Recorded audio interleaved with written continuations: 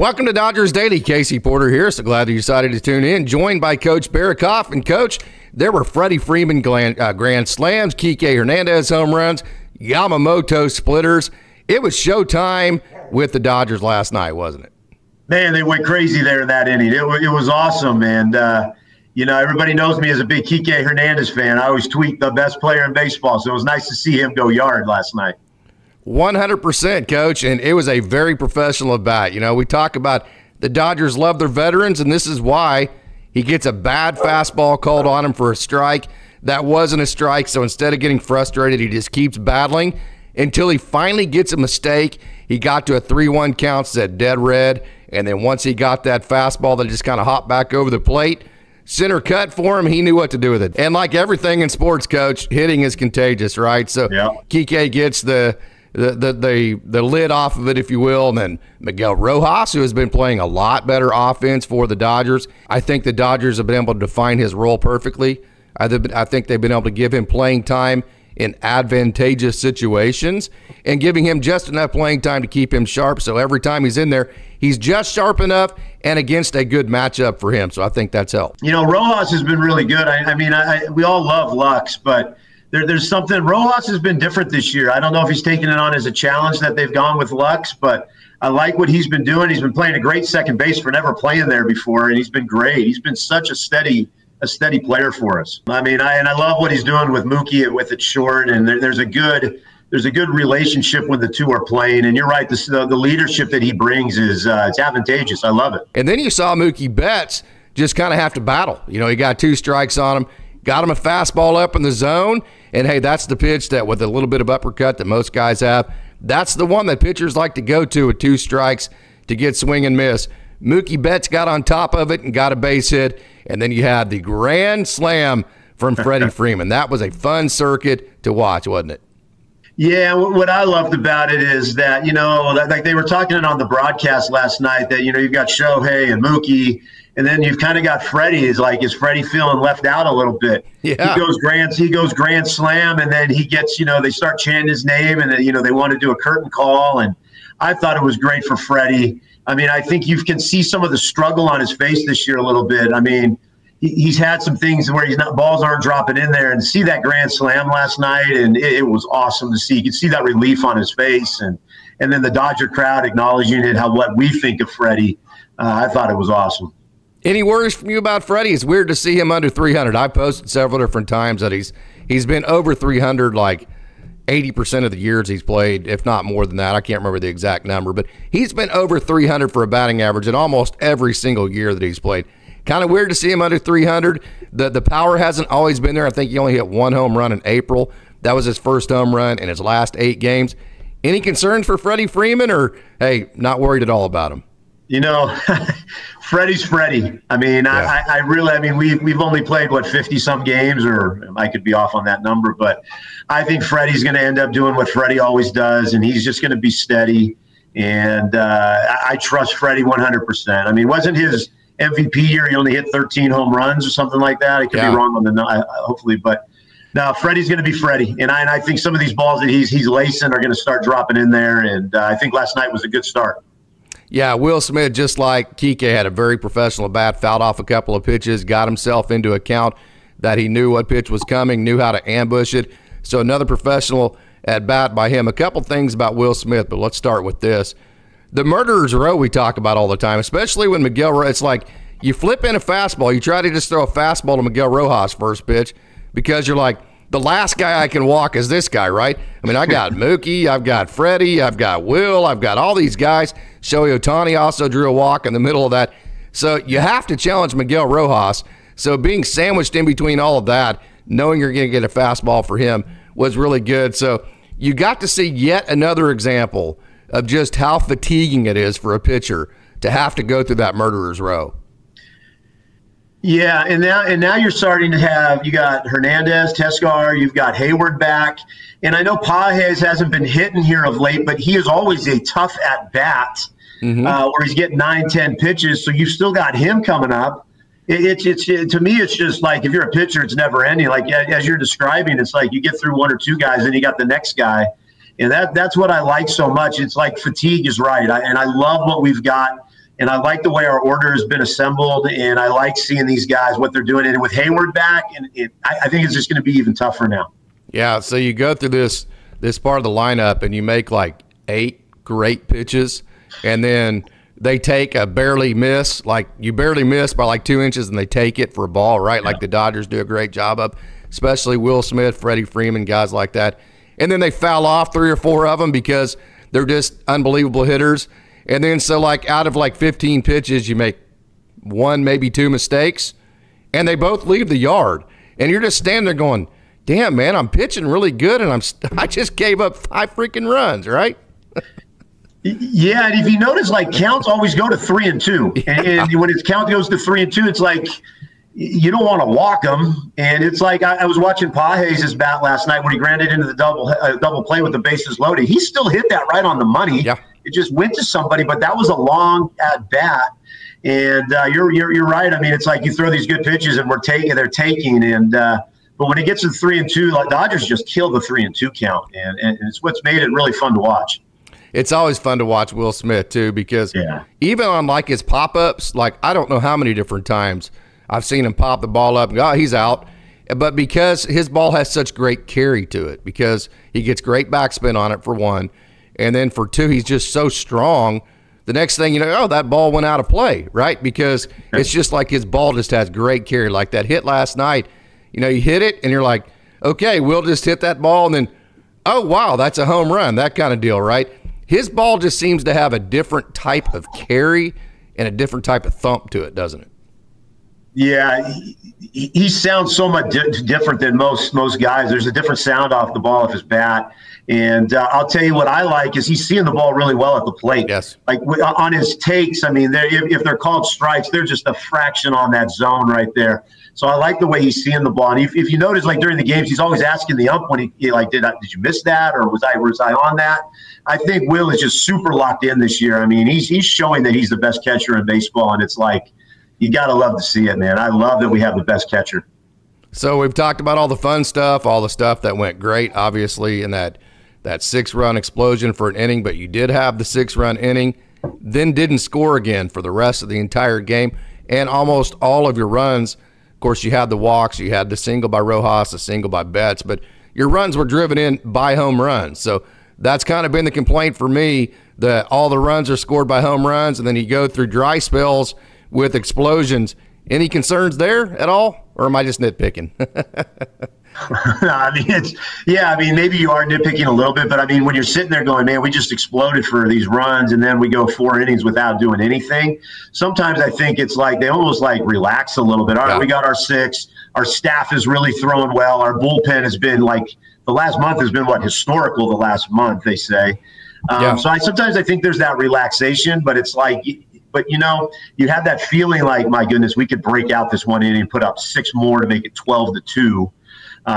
That's what my thing is. Maybe that's me nitpicking it a little bit, but it is hard sitting there for 4 innings going, man, we're like 0 for 14 right now. Like, when are we going to get a hit? How many times have you had a team that got out to like an 18-point lead in the first half, and as a coach, you're just thinking, this ain't going to last, man. That other team's too good, you know, and then your team kind of just lets up just a little bit no matter what you tell them in the huddle. The next thing you know, it's like 12, and then it's like 8. Then you're like, well, here we go, boys, all right? Yeah.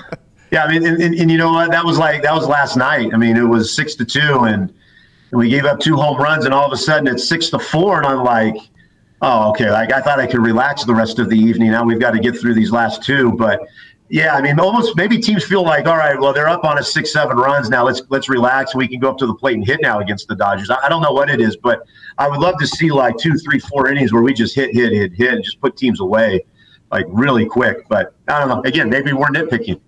Yeah, and it's been kind of an interesting like last week because, you know, usually the Dodgers have like 15 at-bats with runners in scoring position and get like 3 or 4 hits, and we're all bitching that the Dodgers aren't hitting with runners in scoring position, right? Okay, but like in the last week, they've only had like there's been 4 or 5 games where they've had like last night they had a total of 3 at-bats with runners in scoring position. A couple nights ago, they had 5. One of the games they had 4, but yet they're going like 2 for 3 like they did last night.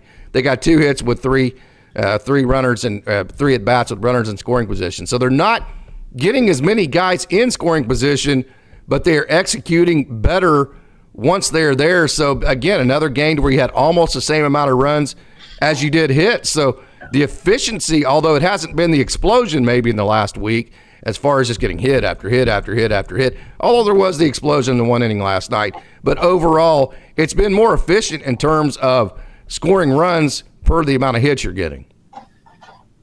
Yeah, they have been efficient. And maybe we think so highly of our Dodgers that we expect it all the time. But, I mean, they put a 6-run inning or whatever it was together, and it was like in cruise control. And you're right. I mean, when we get runners on, we have been very efficient. And, you know, I'm okay with that. It's just I just want to see those big explosions more consistently, like third inning, then the fifth inning. But I like what we're doing, though. I like what we look really good right now. We do. And it's been really fun to watch. And we've won, with 22 out of the last 27 games or some crazy number like that. Yeah. So. Yeah. I've always been the believer, though, that whenever you're winning is whenever you have to nitpick because you got to stay humble, right? I mean, in baseball, either you're humble or you're getting ready to be humbled. And you got to find the things that, you know, if you get into closer games that might – because whenever you get into these situations to where it feels like no matter what lineup you put out there, no matter what you do, you're going to win, which is kind of what the Dodgers feel like right now. You can get into some I don't know, I don't want to say bad habits, but still I think that is the point of which you do nitpick because you're trying to keep everything humbled, right? Yeah, and you know, while you're talking about that, like I liked seeing Chris Taylor get a hit last night. That plate appearance, I know I kind of went off what you were saying, but that plate appearance last night, he roped that ball. And I loved what I saw from him at the plate. And I like that Dave went to him. I felt good about that because I'm a big CT3 fan. Of course. And I know a lot of people are starting to fall off of that. But, boy, it's like every time he comes to the plate and gets a hit, I'm like, yeah, I told you. Like, you know what I mean? Like, I love seeing that plate appearance. And you know what, though? You take 2 out of 3, 3 out of 4 every series, you're going to win a World Series. So I like what we're doing. That's a good way to look at it. That's a very coach's analytics way of looking at it. Hey, here's how we get to the end goal. Okay, Yoshinobu Yamamoto, coach. 6 1/3 innings pitched. Anthony Banda had to come in for him there to kind of be the fireman. But 7 hits, 2 runs, 8 strikeouts, and 1 walk. What were your thoughts about Yamamoto? You know, he's one of those guys when he goes to the mound, you just feel like, all right, tonight's going to be a good night. And you know what I saw the first inning, they didn't ambush him like on that first pitch home run. I think the guy swung on that first pitch, but he's just comfortable. When he goes to the mound, I feel comfortable with like, all right, we're going to have a good outing tonight. And Freddie said it in an interview after the game last night. He said, the dude's just unbelievable. No, I liked his outing. Now, I think, we could nitpick, and I think you're going to bring up some stuff that you and I are going to talk about. But 8 strikeouts. I watched all of his strikeouts this morning again on replay, and man, he was right where he needed to be. But I liked his outing. Yeah, he was heavy 4-seam splitter like he usually is. Sometimes he throws his curveball a little bit more than he did last night.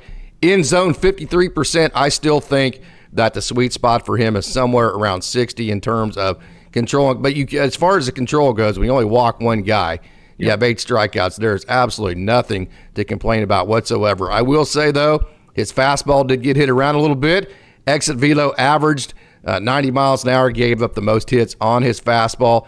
And then also, and again, hey, this is a total nitpick because Yoshinobu Yamamoto was simply fantastic last night with the 6 1/3 innings. But we're talking about, hey, if you get the absolute best version of Yoshinobu Yamamoto, what would it look like, right? Okay, so I thought the splitter was more hittable than it usually was. It was in the zone about half the time. And it had an exit velo of right at 97 miles an hour. But I will say this, I love this, and I love setting the tone early. We talk about all the time in sports. In baseball, you like to play small ball, get them on, get them over, get them in to get that first run. In basketball, coaches always talk about that first 5-minute period, the first of the half of the game and the half. I really like the fact that he came out with Corbin Carroll and showed domination with his splitter, which is his most devastating pitch to me. Yeah, and especially with Carroll's struggles, I mean, which is crazy to me. I mean, you know, with the year he had and what he's doing right now, and he went out and challenged him right in the pitches that Corbin has been struggling with this year. Yes. So I liked what he did. He showed dominance right away and said, "We're here." And you're right. Some of his stuff, you know, 96, 97 off the bat, but I still feel comfortable every time that guy goes to the mound. It's like you got to sit back and say, all right, it's going to take an extraordinary effort for him just not to be on. He's just something different. And I think he's just getting better because his ERA in early innings is high, lower innings or later innings is lower. If he could figure out those first few innings, I mean, that's going to be a dominant guy when we get to the playoffs, and it's going to be like, all right, tonight's going to be a good night. We can get 4 or 5 runs. That's just going to be a win. And that's kind of how I'm feeling with him right now. So second inning, he got outs. The 3 outs, he got an out on a sinker, a 4-seam fastball, and a splitter. So he got outs on 3 different pitches. Yeah. Completely unpredictable. The execution was simply awesome. That is Yoshinobu Yamamoto in a shell right there. That second inning where the D-backs had no clue what was coming, and he was executing everything he was throwing. Yeah, it was cool to listen to Oral Hershiser last night saying that curveball has a 3-foot drop. I mean, I did not realize, that. And Oral kind of gave a great example of what his curveball could do when it's on. A 3-foot drop is pretty dang good. So, and getting guys out on 3 different pitches, that's you got to be really happy there. So his fastball got hit around a little bit, to be honest with you. His splitter was a little bit more hittable. His slider got hit pretty hard, almost 100-mile-an-hour exit velos on it. Okay, I'm going to say this. I'm not saying all of this to be negative at all, okay? I'm saying this actually in the exact opposite to show just how good Yoshinobu Yamamoto is going to be, okay? So 6 1/3 inning, right? 7 hits, 2 runs, 8 strikeouts, and just 1 walk. Simply a fantastic outing. Went past that magical 6 inning mark, okay? Fastball got hit a little bit. The splitter was a little bit more hittable than usual. The slider got hit pretty good. You say all those things. The fastball was only in the zone a little over 50%. You say all those things, and he still put together that type of great outing.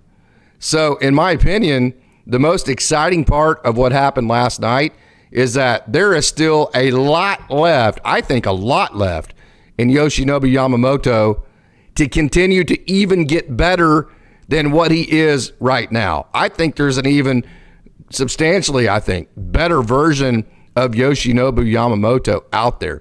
As good as he was last night. Now, maybe not necessarily as far as more strikeouts, less walks, that kind of thing.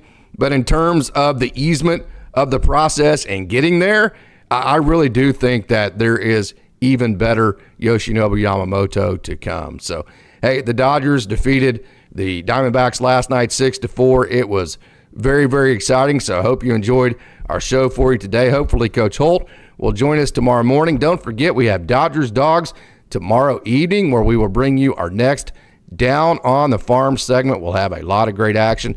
Going to talk to Andre Lipsius and Austin Gauthier on Thursday. I'm headed to OKC to cover the Oklahoma City Dodgers there at Bricktown Ballpark in downtown Oklahoma City, so super excited about that. So until next time, I want to thank you for tuning in and say, go Dodgers.